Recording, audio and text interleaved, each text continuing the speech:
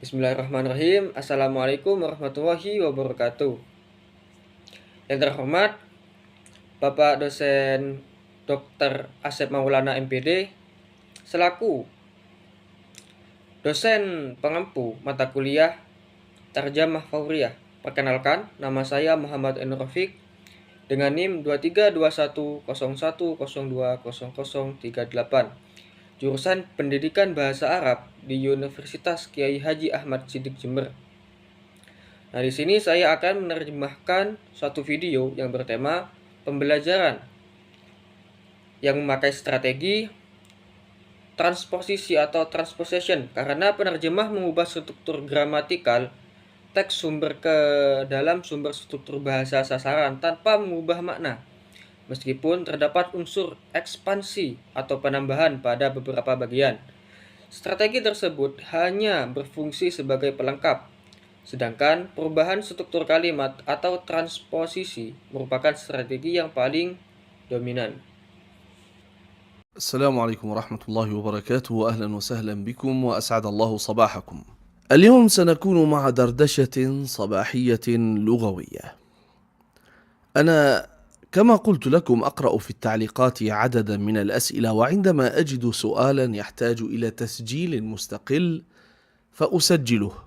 أمس ورد سؤال يقول: حبذا لو تتكلموا عن الفوائد التي يحصلها الإنسان من تعلم اللغة العربية. سؤال جيد وسؤال يحتاج إلى تأمل. Assalamualaikum warahmatullahi wabarakatuh. Ahlan wa sahlan. Selamat datang dan semoga Allah membahagiakan pagi Anda. Pada kesempatan kali ini, kita akan berbincang santai mengenai bahasa. Sebagaimana yang pernah saya sampaikan, saya sering membaca komentar-komentar yang masuk apabila yang menemukan pertanyaan yang memerlukan penjelasan tersendiri. Maka, saya akan membuat rekaman atau pembahasan khusus untuk menjawabnya.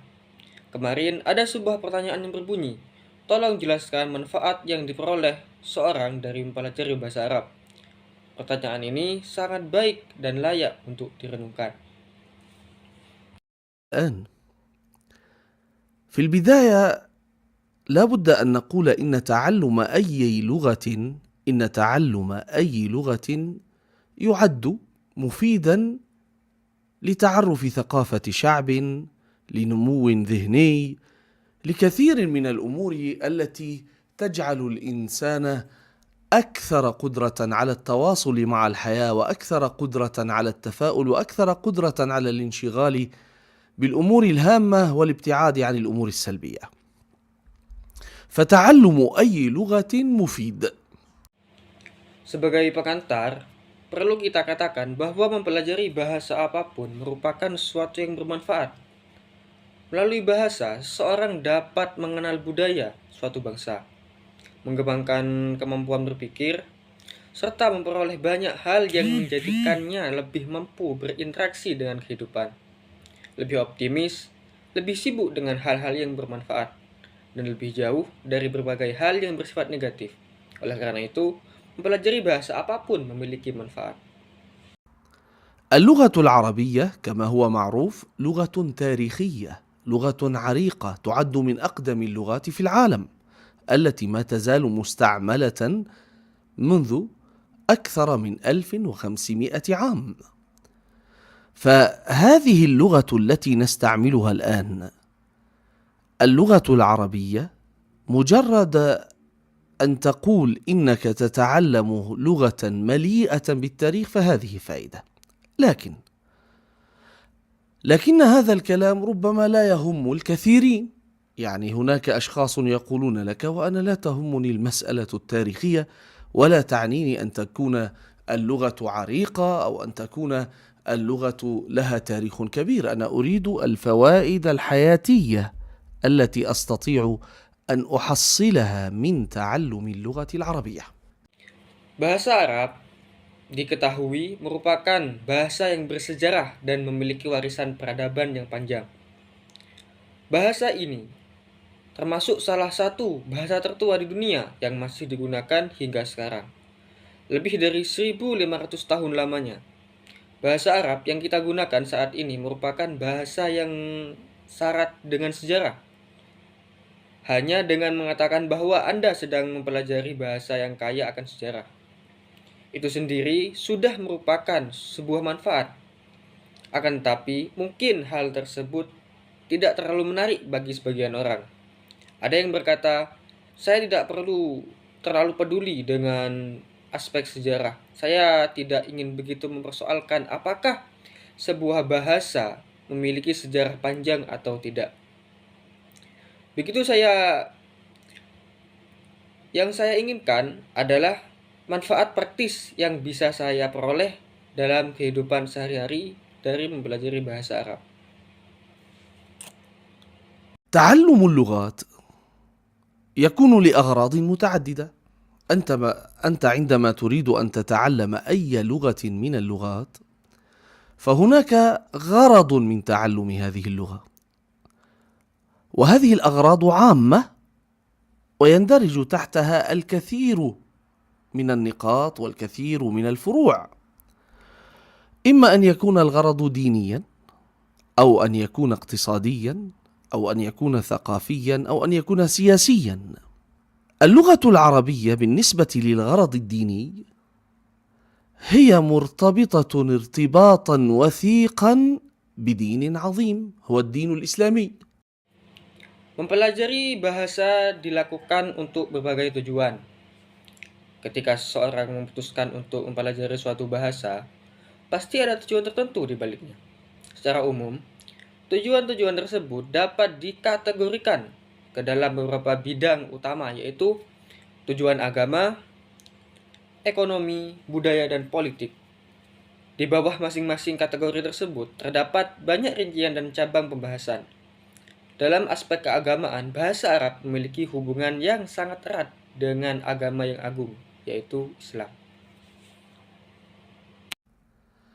فالذي يريد أن يتعلم الدين الإسلامي أو يريد أن يتعرف على الإسلام ربما يكون من غير المسلمين ويريد أن يتعرف على هذا الدين، الترجمات لن تعطيه صورة الدين ولن يفهم الدين بشكل دقيق إلا إذا فهم اللغة العربية، وخاصة أهم مصدر تشريعي وأول مصدر للتشريع وهو القرآن الكريم الذي وصفه الله عز وجل بقوله: وهذا لسان عربي مبين، أي أن القرآن جاء بأفصح الكلام العربي.